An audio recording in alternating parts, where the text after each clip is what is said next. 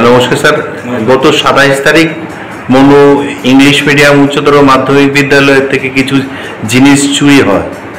আমরা কিছুক্ষণ আগে একটা খবর শুনতে পাই, এর মধ্যে কিছু জিনিস নাকি উদ্ধার হয়েছে। বিষয়টা একটু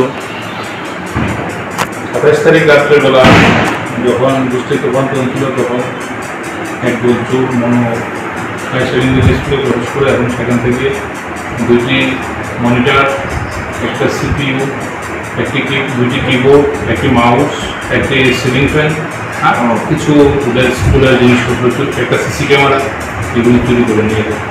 আজকে আমরা গোপন সূত্রের প্রাপ্ত খবরের ভিত্তিতে একটা বাড়িতে রেড করি। ওই বাড়ি থেকে আমরা একটা সিপিইউ, একটা কিবোর্ড, একটা মাউস এবং একটি মনিটর উদ্ধার করতে সক্ষম হই। সাথে সাথে ওই ছেলেটিকেও আমরা ধরে থানাতে নিয়ে এসেছি। সেই বলছে এটা একজন থেকে কিনেছে, কিন্তু ঠিকভাবে এখনো নামটা প্রকাশ করিনি কার থেকে কিনেছে। তাই আমরা এটা ইন্টারভিউশনের জন্য আপাতত থানাতে এসেছি।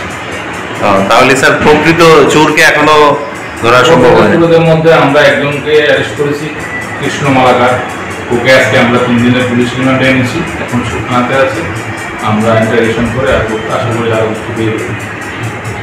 এই ধরনের বিভিন্ন চুরিকাণ্ডের তদন্ত কি আগামী দিন জারি থাকবে?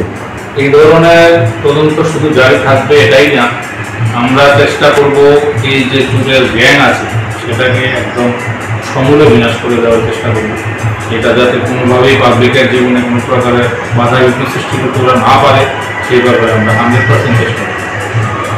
ঠিক আছে স্যার, নমস্কার। নমস্কার।